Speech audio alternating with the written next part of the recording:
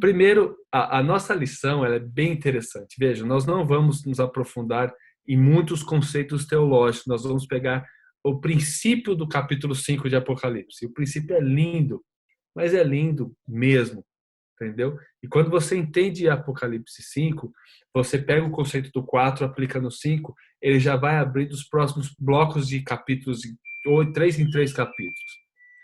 A lição da gente começa falando sobre que um dos crimes mais graves que existem é sequestro. E talvez não tanto por ser um crime grave, pelo que ele representa, do escalonamento de crimes possíveis. Eu acho que não é isso, mas eu acho que é uma afronta, né? É porque você precifica o valor da vida, né? Você coloca preço no valor da vida. O sequestro é terrível porque ele diz assim, ó, você vale tanto de dinheiro. E a vida não tem preço, gente. A vida não tem preço. Então, eu fiz uma pesquisa aqui dos 10 sequestros mais notórios, assim, né? Citados aí nas revistas e televisionados e tudo mais. Eu não sabia, não sei se vocês sabiam, mas o próprio Frank Sinatra teve o filho sequestrado. Frank Sinatra Jr. foi sequestrado e teve uma notoriedade muito grande, foi difícil e tudo mais, e por quem é Frank Sinatra, né? E parece que o sequestro se torna mais complicado ou mais complexo de resolver a depender do valor da pessoa, da notoriedade da pessoa. Mas eu me lembro de um sequestro, que eu era pequeno, me lembro, me chamou muito a atenção. O sequestro do Silvio Santos. Quantos aqui se lembram? Ou pelo menos leram a respeito? Eu me lembro. Agora eu não Era dele ou sabia. era da filha? Então, aí que tem um negócio. A filha dele foi sequestrada em agosto por um camarada chamado Francisco. Francisco, isso mesmo. Foi sequestrada. E aí o Silvio Santos pagou US$ 2 milhões. Ela ficou sequestrada há uma semana e ficou em sigilo. O camarada voltou e foi atrás do Silvio Santos. Quando ele foi perseguido pelos policiais com o dinheiro, ele matou 2 policiais e sumiu e voltou para a casa do Silvio Santos, voltou atrás do Silvio Santos, quer dizer, e aí ele sequestrou o Silvio Santos. E foi aquele negócio, mídia, televisão, não sei o que e tal. Como que ele conseguiu ser liberto dessa vez? Através do governador, na época, que era o Geraldo Alckmin, que apalavrou que não aconteceria nada com ele, que ele não teria nenhum problema, que ele seria a vida preservada e tudo mais. E aí ele se entregou, certo? O que aconteceu com esse camarada? Foi para a prisão, diz que recebeu um corte profundo e aí faleceu por causa do corte. E aí depois pesquisaram, fizeram investigações, que ele recebeu maus tratos, que ele foi, bateram nele e não deram atendimento para ele, né? Sequestro. Dificilmente vai sair bem as coisas, né? A gente vira e mexe e vê um esposo sequestrando a esposa, namorado com namorada, e vai com o filho, e tenta a própria família mesmo. Mas que estranho, né? Porque geralmente se imagina que é alguém de fora querendo fazer mal para alguém de dentro em troca de algum valor ou bem. Mas e quando isso acontece dentro da própria família? O sequestro ele se tornou, às vezes, uma ferramenta para se conseguir algum dinheiro, para extorquir alguma coisa e tudo mais. Um sequestro muito grande foi feito. Deus criou um mundo perfeito. Gênesis conta isso para a gente, né? A gente lê o Gênesis e vê um mundo perfeito. Deus criando o melhor dele para nós. E aí, de repente, Satanás vem e nos sequestra e diz: eles são meus, não são mais teus. E aí, a única forma de pagar o preço desse sequestro não é com dólares, não é com reais, não é com rúbias, não é com xiên, não é com libra esterlina, é com o quê? Com sangue. E com sangue de qualquer um? O sangue de um Deus amoroso. Aí você percebe por que, que o autor do estudo que a gente vai fazer hoje faz a ponte com o sequestro. Porque quando você olha o sequestrador dizendo preciso de tanto, ele está pondo preço na vida.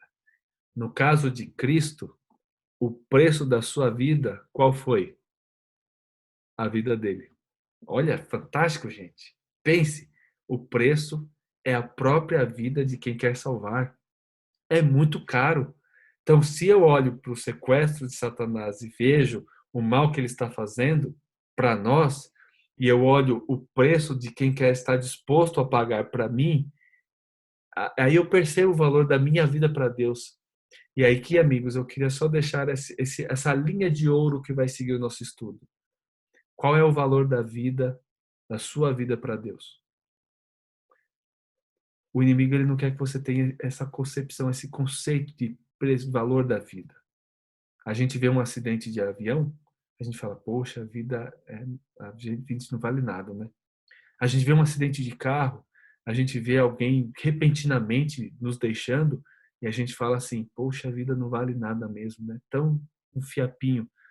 E de repente você olha para Cristo e para Apocalipse 5 e para toda a Bíblia, e você vê que a vida vale muito.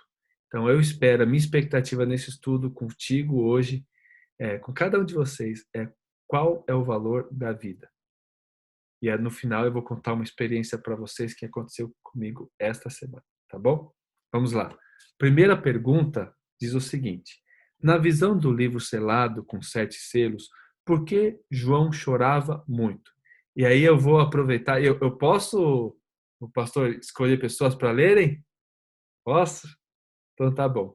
Eu vou aproveitar aqui e eu vou pedir para Carla. Carla, você poderia ler para a gente Apocalipse 5, do versículo 1 até o versículo 4?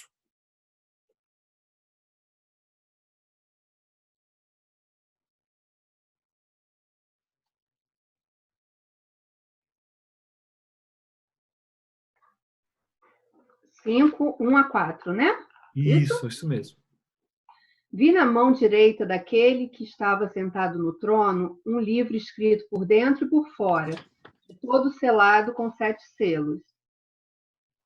Vi também um anjo forte que proclamava em grande voz: quem é digno de abrir o livro e de lhe desatar os selos? Ora, nem no céu, nem sobre a terra, nem debaixo da terra, ninguém podia abrir o livro, nem mesmo olhar para ele. Chorava muito, porque ninguém foi achado digno de abrir o livro, nem mesmo de olhar para ele. Muito bem, obrigado. Pessoal, vamos aqui pegar alguns conceitos desse texto interessante, né? Lembrando que nós estamos na sala do trono, né? Conforme o capítulo 4 de Apocalipse. Então a gente sabe o ambiente que estamos. Segundo, nós sabemos quem está segurando o livro. Quem está segurando o livro? Deus Pai, certo? Aí vocês olham aqui e falam: o livro está escrito por dentro e por fora. Não é estranho, não? Vocês estão vendo aqui, eu tenho uma pequena biblioteca. Eu tenho mais livros digitais agora, porque minha casa não cabe, né? Um livro escrito por dentro e por fora. Quem que me explica isso? O que vocês acham? O que quer dizer isso? Está fechado, Cecília, o seu microfone. Quero ouvir você falar. Desculpa. Não, eu perdi, foi a sua pergunta. Faz de A novo? pergunta é assim: o livro aqui ele está escrito por dentro e por fora. Como assim? Não é estranho um livro escrito por dentro e por fora? O que quer significar isso? Não acredito que é capa. Conteúdo. É. Como que eram os livros antigamente, Cecília? Eram pergaminhos, né? Pergaminhos, rolos. E eles eram escritos por dentro e por fora, certo? Qual É, que era enrolada, né? isso mesmo. E se aproveitava. O valor de um pergaminho era muito caro, né? E então se aproveitava todos os espaços possíveis para escrever. Então aqui nós estamos falando de um livro antigo e um livro completo. E agora a gente precisa saber o seguinte: o livro estava lacrado, certo? Por que livros eram lacrados? Livros eram lacrados porque o conteúdo dele era específico para que alguém pudesse abrir. Havia uma questão, um conceito de dignidade para que quem pudesse abrir e impossibilitava qualquer pessoa de abrir. Aí eu quero pedir para o Marcelo. Marcelo, meu amigo Marcelo, tudo bom, Marcelo? Quero que você abra a Bíblia em Isaías 29, Isaías, Velho Testamento 29, versículo 11 e 12, para a gente conhecer um pouquinho mais desse livro, tá certo? Vamos lá, Isaías 29, versículo 11 e 12. Eu também vou abrir aqui a minha Bíblia, Isaías 29. 11 e 12? 29, isso, versículo 11 e 12. Tá, joia. Toda visão já vos tornou como as palavras de um livro selado, que se dá ao que saber ler, dizendo, lê isso, peço-te. E ele responde, não posso, porque está selado. E dá-se o livro ao que não sabe ler, dizendo, lê isso, peço-te. E ele responde, não sei ler. Isso mesmo. O livro está selado. E não saber ler aqui não é não saber ler de não conseguir identificar a leitura. Ah, eu não aprendi a ler isso, não sei ler esse idioma. Não. É a possibilidade de entender o que está escrito. Toda vez que aparece algum livro selado na Bíblia, e aparecem algumas vezes, esses livros eles são definidos para que o momento certo e a pessoa certa possa ler. Quando nós estamos falando desse livro, alguns teólogos eles classificam as possibilidades desses livros serem. Aqui no meu estudo apresentou algumas possibilidades para esses livros, para esse livro. Esse livro aqui ele pode ser concebido como o livro da vida, o livro do testemunho que tem Deuteronômio, a escritura do universo, que eu acho que é mais próximo daquilo que a gente imagina ser em Jeremias 32, o rolo de julgamento de Ezequiel, o registro da história humana. O que eu mais acredito que seja esse livro são os planos de Deus, a história de Deus, o plano dele para salvar a humanidade. Ali estão os desígnios de Deus, ali está a compreensão. E por que João chora? Essa é a pergunta do texto. Por que João chora? Porque a possibilidade de abrir o livro, o que está escrito nele, era tão relevante que distanciava João daquilo que ele poderia ver, o significado daquela situação. Então, aqui é uma ação humana, gente. Aqui é uma ação humana fantástica. Por que a gente chora?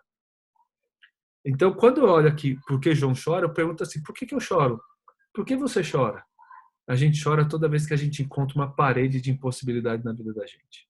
A gente chora porque não tem cura para Covid. A gente chora porque eu não tive um pai amoroso. A gente chora porque eu tive dificuldades na minha vida financeira, ou tenho. A gente chora porque eu não tenho o carinho, o afeto. Por que a gente chora? Isso é uma ação muito humana. Jesus chorou. Aí a gente pensa Jesus chorando, a gente pensa só uma lágrima saindo, aquele Jesus chorou. Choro mesmo. Diz que homem não chora, né? Chora sim. Chora e deve chorar. Jesus chorou. João chorou. É incrível como a Bíblia possui também não só informações do futuro, do passado, mas a Bíblia possui emoções. A Bíblia é para os chorões. Quando eu era pequeno, meus irmãos me chamavam de manteiga derretida. Porque toda vez que meus irmãos pegavam no meu pé, brigavam comigo, alguma coisa, eu ia chorando para minha mãe. E eu tenho facilidade para chorar. Tenho. Não escondo isso de ninguém. E aí meus irmãos me chamavam de manteiga derretida. A Bíblia é dos chorões também. João chorou. Ele viu uma impossibilidade na frente dele. Ele viu uma condição humana não alcançada. E aí, mais para frente, o interessante é que um dos anciãos, que nós já estudamos no capítulo 4, dá uma boa notícia para João. E aí agora eu vou pedir para Cíntia, o nome da minha esposa, Cíntia. Toda Cíntia é gente boa. Apocalipse 5, versículos 5 e 6. Cíntia, lê para a gente esse texto que fala dessa boa notícia. E todos nós queremos ouvir uma boa notícia. Nada melhor do que quando você está chorando, alguém vir com uma boa notícia. Você vai sarar. Eu sei que tanto a Cecília quanto a Carla vão passar por seleção e entrevista. Já pensou? Receber uma boa notícia? Vocês foram contratados? É uma boa notícia. Que boa notícia, então, João recebeu? É Apocalipse 5, o quê? Por favor. Verso 5 e o verso 6. Então, um dos anciãos me disse, não chore, eis que o leão da tribo de Judá, a raiz de Davi, venceu para abrir o livro e seus 7 selos. Muito bem, obrigado.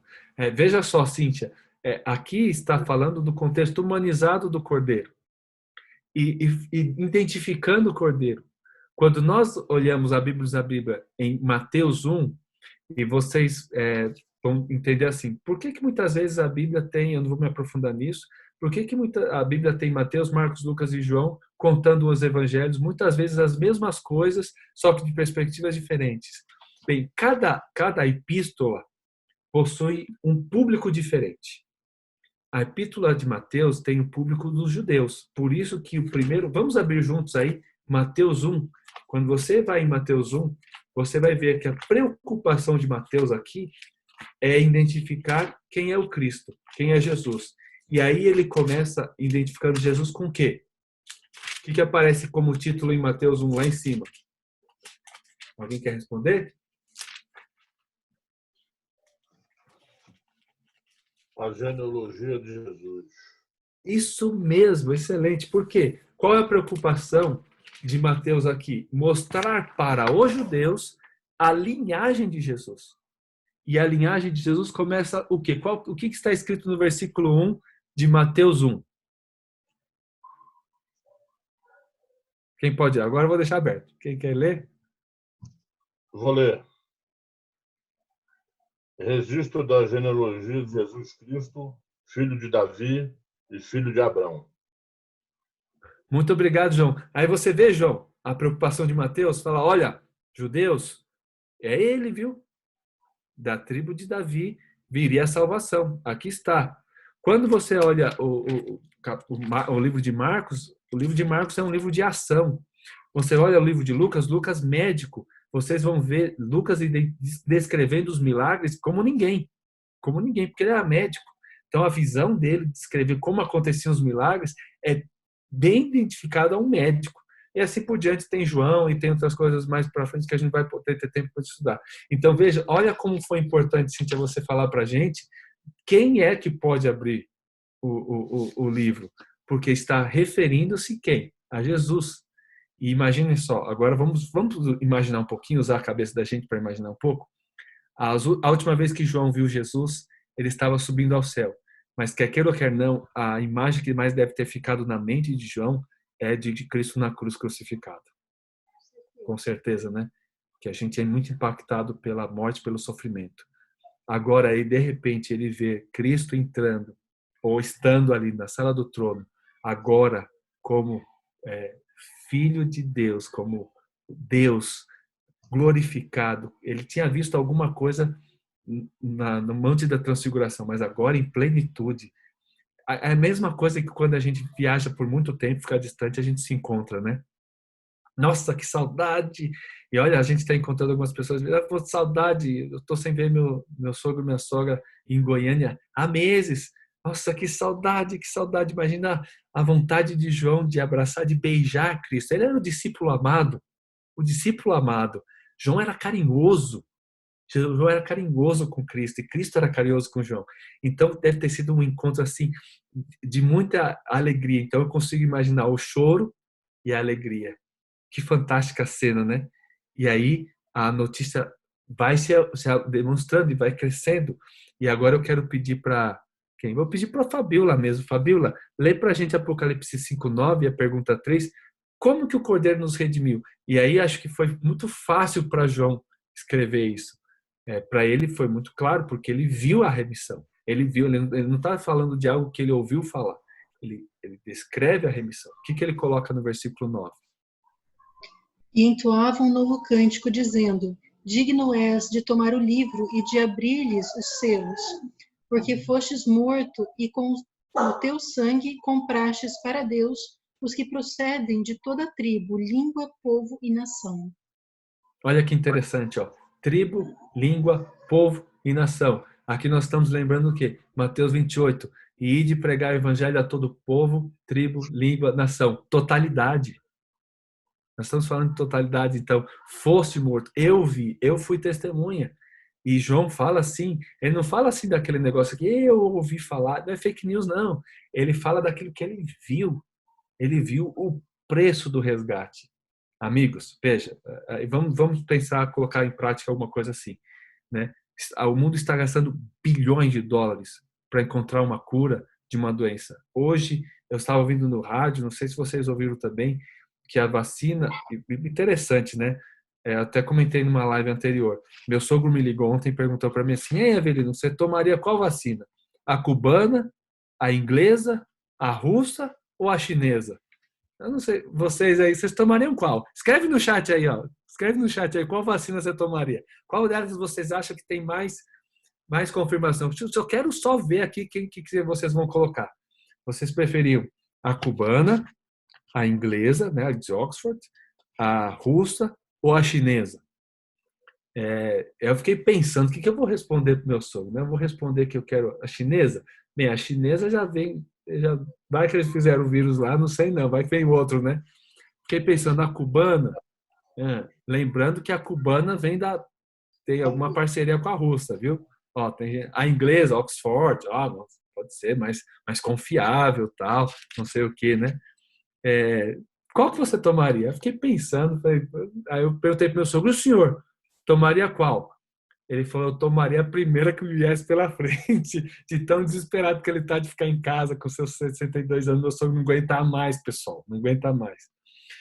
Aí o pastor Lucas acabou de falar aquilo que apareceu no jornal, pastor, que eu ouvi.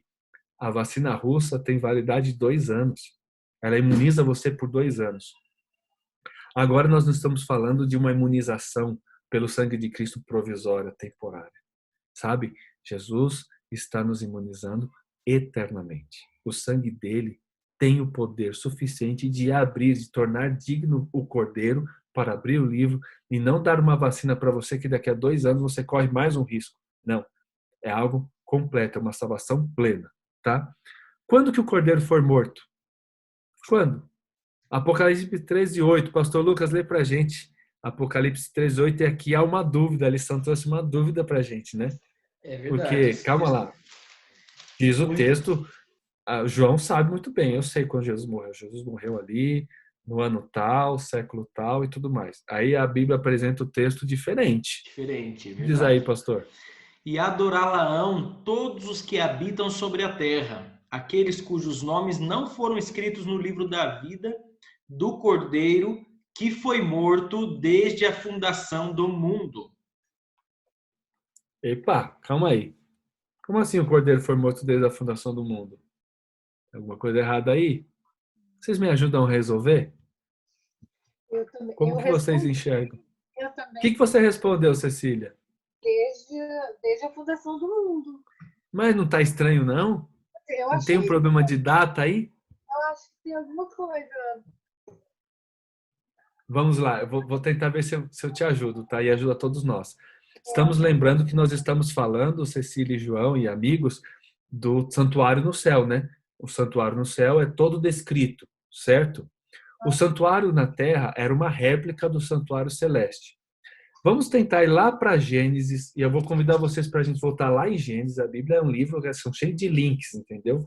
Vamos lá em Gênesis, quando os nossos pais pecaram, Adão e Eva, no capítulo 3, quando fala da queda do homem, e quando Deus se encontra com Adão e Eva, e ele pergunta que o fizesse. Abra na Bíblia em Gênesis, lá no capítulo 3, né? E aí a gente vai olhar um pouquinho como que Deus fez para redimir o homem e a mulher, né? Ele fala sobre que por inimizade. Capítulo 3. Gênesis 3. Vou só pegar onde que está o verso aqui, penso que estendeste e tal. Nós também eternamente e tal. O senhor lembra, professor, onde está o verso fácil aqui do 21. 21. Isso mesmo. Fez o Senhor Deus vestimento de peles para Adão e sua mulher e os vestiu. Peles de quê? De cordeiro. O que aconteceu? Então, Assim que Cristo encontrou o homem, e o homem colocou a culpa na mulher, e a mulher colocou a culpa na serpente, e se a serpente falasse, botaria a culpa em Deus, que a gente é assim, a gente sempre culpa aos outros e não assume, Cristo pegou e Adão e Eva viram a primeira vez a morte. Eu tenho um cachorrinho. Eu sei que alguns de vocês também têm cachorrinhos, né? Ver cachorrinho sofrer é ruim, porque o cachorrinho não fala onde está doendo, né? Agora, ver a morte pela primeira vez é muito difícil, né? Até dos animais. Minha esposa ama animais. E imagina, o primeiro cachorrinho que nós perdemos foi bem traumático. Cecília tem gato. Jesus? Hã? Você, Cíntia, viu? É Eu difícil. tenho gatos. gosto Eu tive gato. Deus me gato. Nossa, a gente pega, o gato dorme com a gente, ali, vive, é difícil. Olha aí. Agora imagina vocês perdendo. Quatro Então, comigo. olha aí, com certeza. Aí imaginem só como foi difícil para Adão perceber a criação sendo feita e agora sendo desfeita, né, com a morte. Então Cristo fez o sacrifício do primeiro animal, mostrando e representando como seria o sacrifício dele no futuro. Então o cordeiro morreu por todos aqueles, lembra? Povo, todo povo, tribo, língua e nação. Desde do passado, quando Adão sacrificou, aí nós vemos depois Caim e Abel, o sacrifício do cordeiro, e quando Abel sacrifica frutas e verduras, assim mais. Nós vemos Abraão sacrificando quando Deus pediu o próprio filho dele como sacrifício. Nós vemos continuamente Jacó fazendo sacrifícios. E assim por diante, a prova, o antítipo de Cristo seria o cordeiro, mas que um dia ele ia se realizar definitivamente com Cristo Jesus. Por isso aqui, Cecília e João e amigos, que desde a fundação do mundo, englobava o plano da salvação, englobava a morte do cordeiro desde a fundação do mundo. Então, por todas as pessoas que acreditaram que aquele animalzinho estava representando Cristo Jesus um dia, era aquilo que o sacerdote fazia quando ele sacrificava um animal, ele pensava, isto representa Jesus. Agora, me permitam, algo que a lição vai abordar nas próximas 3 perguntas. Se hoje nós tivéssemos Carla, Cíntia, Marcelo, Valdinei, Carol, assim por diante, se hoje nós tivéssemos que sacrificar um animalzinho para a remissão dos nossos pecados, vamos supor que nós somos daquela época e Jesus ainda não estivesse vindo e a gente sacrificasse animais, vocês acham que nós sentiríamos mais arrependimento pelos nossos pecados ou é a mesma coisa? Será que se eu tivesse que todo dia que eu pecasse, toda hora que eu falasse uma mentira ou fizesse alguma coisa errada, eu tivesse que matar um animal, será que eu sentiria mais a dor do pecado? O preço dele? Com certeza. Deus me livre do jeito que eu gosto de bichinho. Pois é, eu penso a mesma coisa. Só que quando Jesus veio, ele acabou se encontrando, indo ao templo, e o que ele encontrou lá? Marcelo, você lembra? Ele encontrou as pessoas fazendo o quê? Se escondendo? Comércio de Sim. animais. O que as pessoas faziam? Elas pegavam, por exemplo, imagina, Marcelo, que você chegava com um cordeirinho para matar e pedir perdão pelos seus pecados, aí eu chegava para você e falava, não, Marcelo, sua ovelha está com defeito, rapaz. Olha, eu tenho uma boa aqui, só que vai ficar mais caro. Seu sacrifício não vai ser aceito. E aí você comprava, eu pegava o seu, vendia para outro. E aí foi que Jesus usou o chicote. E ele falou, vocês fazem da casa de meu pai aquilo que não era para ser feito. Olha como isso foi chocante para Cristo, ele vendo o cordeiro, ele sendo negociado. E aí vamos trazer para os dias de hoje.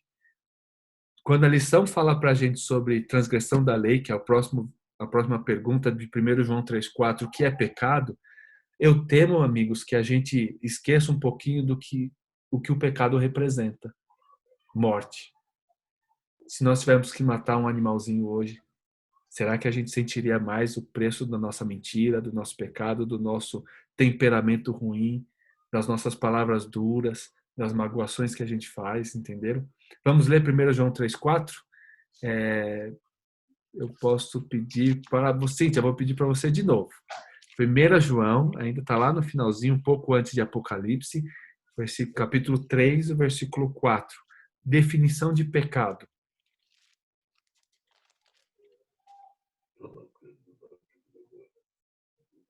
Todo aquele que pratica o pecado transgride a lei. De fato, o pecado é a transgressão da lei. Só o 4, né? Isso mesmo, transgressão da lei. A lei de Deus é amor. A lei de Deus são 4 mandamentos que nos aproximam de Deus e 6 mandamentos que nos aproximam do próximo. Mãe, pai, irmãos e assim por diante. Transgressão da lei. Isaías 59, 1 a 2 diz que o pecado nos separa, é separação, é distanciamento de Deus, do plano de Deus. Eu ouvi ontem uma amiga minha me falando qual é a definição de inferno para ela. Ela falou, sabe qual é a minha definição de inferno, Avelino? Fiquei curioso em saber. Ela falou: inferno para mim é quando você não vive o propósito de Deus na sua vida. Quando você vive aquém do propósito de Deus para a sua vida. Quando Deus te planeja ser isso e você decide ser isso, você aceita ser menos. Deus não nos quer longe deles. Deus não quer distanciamento, não quer isolamento não, viu? Para Deus é proximidade. Deus é um Deus de relacionamento. E aí nós vemos o capítulo, a pergunta 6. Eu não sei se vocês marcaram verdadeiro e falso igual a mim. Eu vou responder aqui. Que promessa Jesus fez aos que forem fiéis até o fim? Apocalipse 2:10. A primeira pergunta era assim, ó: não passarão por nenhum problema financeiro? A segunda: receberão a vida eterna e perfeita quando Jesus voltar? Ou 3: serão curados agora de todas as doenças, inclusive Covid-19? Inclusive Covid-19. Ô, Gelson, você está aí?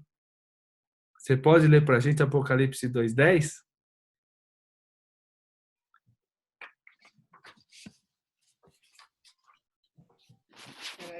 Espera aí que é a Genesi que vai ler. Ah, Genesi, que prazer poder ter você aqui. Tudo bom? Aqui está todo mundo encarapuçado em cima da cama. E eu estou sem Tem óculos. problema, vocês estão no melhor lugar do mundo, na cama, todo mundo junto. Apocalipse 2, versículo 10. 2:10. Não temas o que hás de padecer. Eis que o diabo está para lançar alguns de vós na prisão, para que sejais provados, e tereis uma tribulação de 10 dias. Ser fiel até a morte, e dar-te-ei a coroa da vida. Fantástico, obrigado, Janice. Vejam, nós estamos estudando lá na igreja na semana passada que a Bíblia tem mais de 3.000 promessas. Se você pegar 3.000 promessas da Bíblia e dividir por 365 dias no ano, durante 8 anos você tem uma promessa diferente por dia. Essa daqui é uma das mais lindas que a Bíblia tem. Ser fiel até a morte e dar-te a coroa da vida. Satanás quer nos prender. Satanás quer que nós ficamos em circunstância limitados, que choremos, que não tenhamos esperança nem nada. Mas Cristo disse: não encarem a tribulação na perspectiva das impossibilidades. Eu vi um pregador dizendo o seguinte: quando a gente olha muito para os problemas que a gente tem, para as dificuldades, e acredita que aquilo define a gente, na verdade, o tamanho da dificuldade define o tamanho da pessoa que você vai sair depois dela. O tamanho da dificuldade demonstra o seu caráter e a possibilidade que Deus tem para você que vai sair depois dela. Lembre-se, o trajeto não define a viagem. Eu já viajei no sertão da Bahia, em Juazeiro, Capim Grosso, seco, pedra nada. Isso não define o que é o Velho Chico, São Francisco. O Velho Chico era lindo.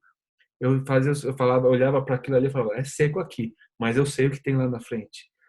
Não defina a sua viagem pelo trajeto, e sim pelo destino. Por isso que eu marquei aqui, não sei se vocês marcaram a mesma coisa. Falso: passarão por problemas financeiros? Posso ter que passar, sim. Infelizmente, porque eu não tenho domínio sobre todos os problemas da vida. Serão curados agora de todas as doenças? Não, Jesus nunca disse isso. A igreja, a fé e religião não é uma prosperidade absurda, não. Nós não defendemos isso, não acreditamos nisso. Nós vamos ter aflição, mas vamos ser fiéis até a morte, porque a coroa da vida no futuro está nos guardada.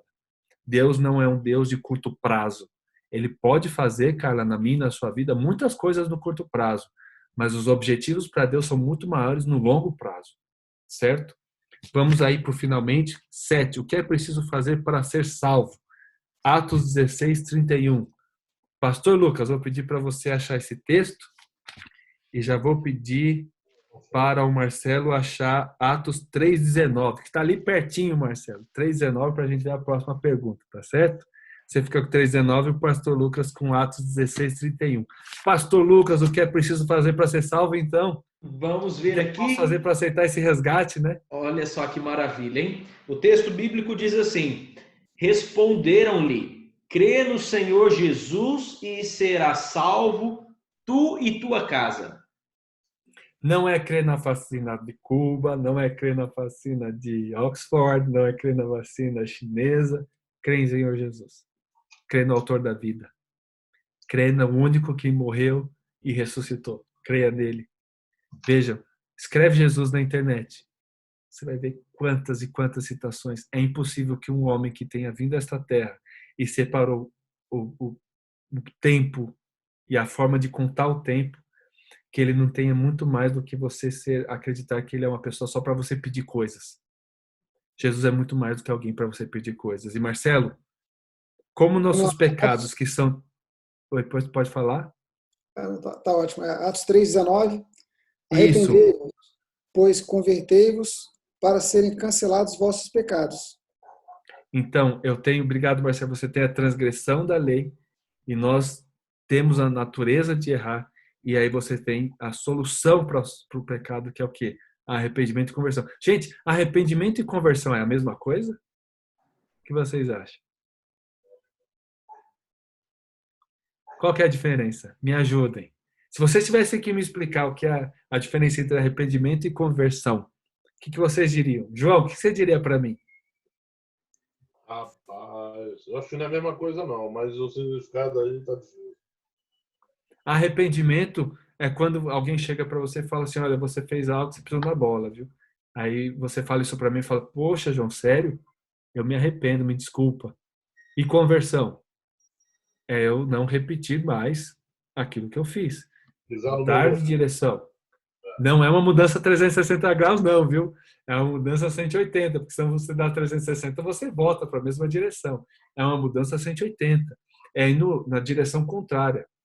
Quando você fala aqui de conversão, você fala de um sentimento, mas você fala de uma decisão depois. Eu tenho um sentimento de arrependimento, isso me machuca porque eu machuquei alguém, eu fiz algo de errado, mas eu falo de uma mudança de hábitos, uma mudança. Ninguém quer que nós não continuemos a ter os mesmos erros. Eu quero que, se a Cleide chegar um dia para mim e falar, Sabrina, você fez isso e me magoou, eu quero pedir perdão, mas eu espero, né, Cleide, que nunca mais eu faça isso com você. E como que a gente consegue, se é tão difícil vencer isso? E aí nós temos a pergunta número 9. O que devemos fazer para receber, além do perdão, a purificação, ou seja, a capacidade de não ter que cair mais nos mesmos erros e vencê-los? Vou pedir para o Wesley ler para mim. Wesley, você pode ler para mim? 1 João 1:9? 1 João 9? Porque, gente, não é fácil vencer a natureza. A gente é que nem aquele menininho fala do vídeo, nós é mal também, né? A gente é difícil, a gente não consegue superar isso. Hoje a gente acerta uma coisa, mas a gente erra outra, né? Wesley, fala pra gente como que a gente resolve essa questão. Se confessarmos os nossos pecados, Ele é fiel e justo para nos perdoar os pecados e nos purificar de toda injustiça. Ele tem poder. Eu posso recorrer a Ele. Ele sim, eu posso confiar. Senhor, tá difícil. Eu não consigo vencer. Eu não consigo superar. Tá tudo escuro na minha frente. Eu estou que nem João, chorando. Eu não consigo ver luz. Mostra a luz para mim. Ele é fiel. Ele pode nos perdoar e purificar. Ele tem a cura. Ele tem a cura. E não é uma cura por 2 anos, não. É uma cura muito maior. O que acontece quando alguém aceita Jesus como Salvador? Você está com a sua lição aí, 2 Coríntios 5:17. Eu completo para você na sua lição aí, ó. E assim, se alguém está em Cristo, que é o que está faltando aí, em Cristo, é o quê? Nova criatura. Eu estou assistindo, às vezes, com a minha esposa, algumas coisas no Netflix aqui, pessoal. E tem uma série, acho que é no Netflix, viu? Que é sobre cirurgia plástica e tal. E assim, é uma médica, ela faz cirurgias mais fortes, né, e tal, corta, não sei o quê. E tem uma enfermeira que já faz não invasivas. Ela vai, passa laser, não sei o que e tal. E aí eles pegam cada caso complicado. Pegaram um caso de uma mulher, olha, um caso terrível. A mulher, o esposo dela esfaqueou ela. Ela tinha buracos assim e tal, ficou entre a vida e a morte. E o sentimento dela era que ela nunca ia ser amada e aceita por ninguém. E, nossa, você chorou, eu chorava, foi o primeiro episódio, chorava assim de ver o sofrimento daquela. E outra coisa, ele matou o filho na frente dela, além de esfaqueá-la. Então aquelas médicas se juntaram e falaram, não, nós temos que fazer alguma coisa. E fizeram assim a transformação. Ela realmente virou, na minha visão, uma nova criatura. Mas os traumas, isso permaneceram dentro, né? A promessa de Cristo aqui, Márcia, Valdinei, Isabelle e todos nós que estamos aqui, Luzia, é de que nós seremos nova criatura. As coisas antigas vão ser todas passadas a limpo. Ele vai mostrar para a gente que valeu a pena. O preço é muito maior. Você vai continuar acreditando que aquelas coisas que aconteceram no passado foram parte de quem você se tornou no futuro. Entendeu, Carla? E aí vem o versículo final, a pergunta número 11. O que Deus espera da gente, então? O que Deus espera de mim? O que Deus espera de você? Aí eu vou pedir para a Cecília. Cecília, lê para mim o último verso, Apocalipse 22, versículo 17. É a expectativa de Deus. E esse verso é uma outra daquelas 3.000 promessas que eu falei para vocês. 22, 17. 22, 17. 17. O Espírito e a noiva dizem: vem, e todo aquele que ouvir, diga: vem. Quem tiver sede, venha. E quem quiser beba de graça da água da vida. Vocês sabem muito bem, obrigado, Cecília, que João e a Palestina é em volta de desertos, né? O valor da água num lugar desse é muito maior que o valor da água. E outra, lembrem-se, não tinha torneira não, pessoal. Era no balde, era no poço. Então, o valor da água naquele tempo era muito maior que os dias de hoje, apesar de que a água é muito valorizada aqui. Agora, quando você viaja para fora, em alguns países que são mais difíceis de acesso, uma garrafinha de água custa muito mais até que um refrigerante, uma bebida cara, um suco. O valor da água aqui, veio de água, e é o mesmo Jesus que lá atrás encontrou aquela mulher no poço e falou assim, ó, a água que eu tenho para te oferecer vai saciar a sua sede, vai suprir as suas necessidades. Agora eu vou falar como gestor de RH e administrador. A gente conhece muito sobre a pirâmide de Maslow, né? Que fala sobre as necessidades humanas, precisam ser atendidas e tudo mais. Necessidades primordiais, comida, bebida, sono e assim segurança. Jesus completa toda a pirâmide. Ele é o único que consegue atender as necessidades das mais básicas às mais profundas da alma. Não tem necessidade profunda da alma que Jesus não possa atender. Vinde, vem. Jesus não faz acepção. Ah, mas você é de tal nacionalidade. Ah, mas você não é rico. Não, é vem a todos. Vinde, bebei da água. Eu tenho para você uma expectativa muito melhor do que você aceitar um líquido fraco, frágil, mal cheiroso. Eu tenho coisa boa para te oferecer. O que ele ofereceu para a gente sempre é o melhor. E aí eu quero fechar para vocês, antes de assinar o compromisso, algo que me aconteceu essa semana.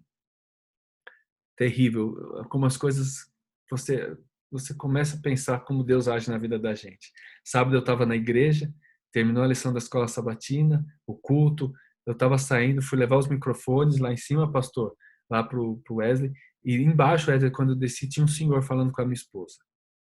Um senhor chegou para mim e falou, olha, eu vim aqui para Brasília, eu sou do Maranhão, estava com a perna machucada, fui no hospital desde junho, o médico me atendeu. Quando eu fui voltar para a rodoviária para ir embora, eu estava tomando um remédio muito forte, dormi, quando eu acordei, levaram minha bolsa embora, levaram todo o meu dinheiro, celular, tudo.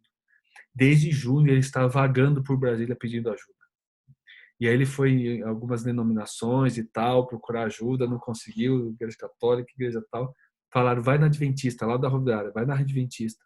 E ele foi sábado lá, assistiu a pregação e falou, Deus, se o Senhor existe mesmo, alguém aqui vai me ajudar. E eu vou voltar para Tutóia, no Maranhão. E aí, de repente, ele encontrou a minha esposa, começou a falar com ela, ele mostrou, ele estava com um boletim de ocorrência, com vários exames médicos, tal, não sei o quê, e falou, gente, eu não tenho como avisar minha família, é uma região de pescadores, o celular não pega lá, só na cidade, e eu estou aqui vagando, eles não sabem se eu estou vivo, e eu estou aqui. Falei, o que o senhor precisa? Preciso voltar para minha terra, voltar para minha família, voltar para meus filhos. Então tá bom, vou levar o senhor na rodoviária. Botei ele no carro, cheguei na rodoviária, comprei uma passagem para ele, só para o dia seguinte, porque estava cheio o ônibus. E aí eu descobri que tem um monte de gente vagando na rodoviária, querendo voltar para casa, e não tem gente como pagar, não tem nada. Fica ali pedindo. Eu perguntei para o cara da agência de viagens, ele falou assim, da companhia, ele falou, se você soubesse quantas pessoas vêm me pedir aqui, o que a gente consegue fazer é ajudar com comida, porque não tem como dar passagem de graça. Aí eu fui, comprei a passagem e ele falou, eu vou te ligar quando eu chegar lá. Tá bom. E a gente, nesses dias de hoje, a gente fica meio preocupado. Será que realmente é mentira, é verdade? Comprei a passagem, Sarinha, e deixei ele lá. Quando foi 2h30, ele me ligou. Ó, eu peguei o celular de alguém aqui só para te dizer, tô dentro do ônibus, me encaixaram aqui, consegui ir. Segunda-feira, 8 da manhã, ligou, telefone, código 98, pesquisei, lá do Maranhão da cidade. Tô aqui, cheguei. Sábado eu tô indo na igreja, porque eu falei com ele lá na rodoviária. Amigo, eu não sei nem se você vai chegar em casa, mas eu quero dizer uma coisa para você. Decida a sua vida com Cristo. Ele não quer te levar só para Tutóia. Ele quer levar você para o céu. É a sua oportunidade. E aí, sábado agora, ele me ligou hoje, que sábado agora ele está indo com a família dele, com todos os filhos, agradecer. Ele queria me mandar peixe para agradecer os 300 e poucos reais que eu comprei para ele. Eu falei, não precisa de peixe, não. Dá isso para a sua igreja, dá para alguém, ajude alguém. Ele quer me mandar peixe. Eu falei, não precisa, o resgate não tem preço.